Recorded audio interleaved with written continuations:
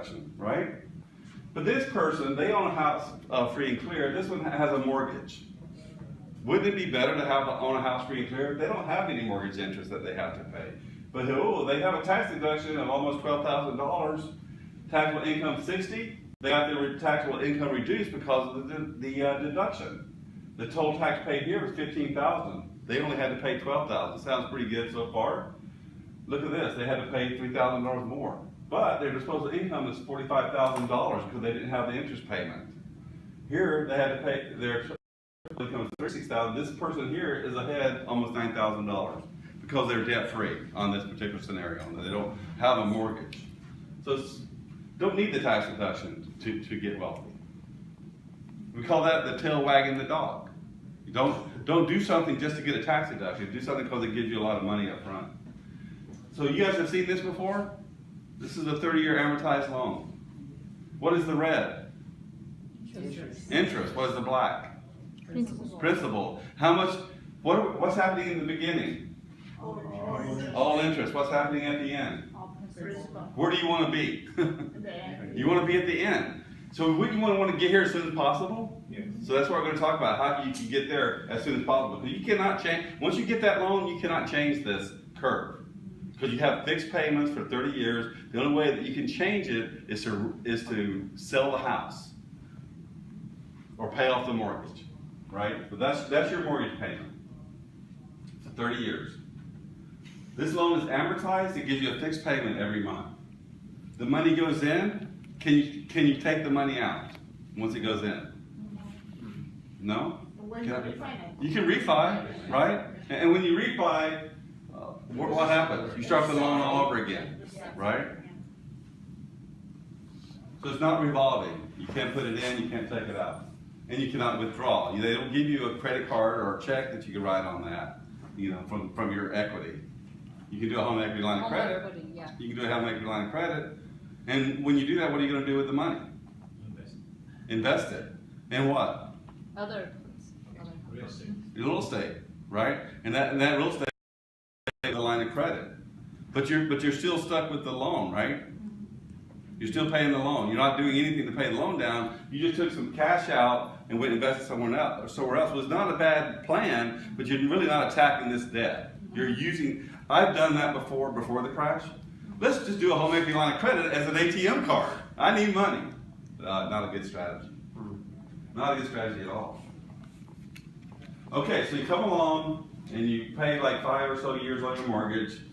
Look at all that interest you paid and look at the principal. Are the banks really happy right now? They're very happy, right? How many people you know that paid off their mortgage in 30 years? Parents, grandparents paid their mortgage in 30 years, right? How many people stay with their mortgages? Very few, in my experience. They'll either sell the house or refi, right? Yes, Lena? Nothing, never mind. Yeah. My dad, he actually paid off the mortgage, but he didn't know that, back in the old days, that's what they used to do. Nowadays, I've been in Silicon Valley since 1986. I don't know of anybody that's paid off their mortgage in 30 years. But they always move it. Well, the other thing you can do with mortgage, you can consolidate debt, right? So you've got school loans that you want to pay off. You got credit card debt. I know none of you have credit card debt, but if you wanted to, you can consolidate that into your mortgage. You have a car loan. I had a car loan. When I got my home equity line of credit, I paid off my car. I didn't consolidate it into the mortgage. But you could. You could refi the mortgage, and instead of doing cash out, you could have them pay off the debt. Sometimes banks force you to pay off the debt just so that you can get a refi on the mortgage. So you put the debt in there. All that debt goes in there. Maybe they even give you a better rate to get you to do all this. But what did they do? They got you started all over again in the beginning of that loan.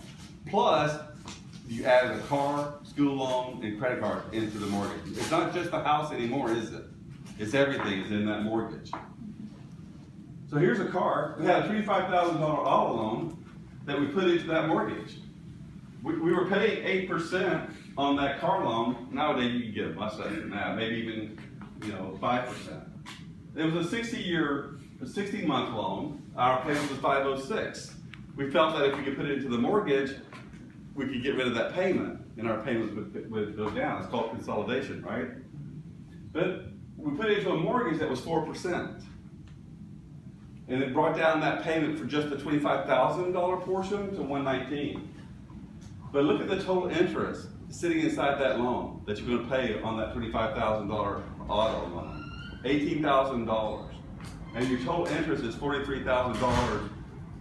Your total paid is $43,000 on a $25,000 loan. Does that sound like a good idea? No? Would anybody want to do that? I've known people that have done that. Maybe even myself. Okay, so here's a mortgage calculator. Okay, you can pull this up on Excel. Anybody can get one of these guys. I'll show you one that I have a little bit later. This scenario that we're going to be talking about is a $300,000 mortgage. I know that's not Silicon Valley. That could be Modesto. 6% interest rate for 30 years. Over here, look at the total amount of monthly payments that you make on that, $648,000. Total interest paid, $348,000. The first month you make a payment, you're paying $298 towards your $300,000 that you're borrowing. Next month, it only goes up to $299. So you're not making a lot of progress on paying down your loan.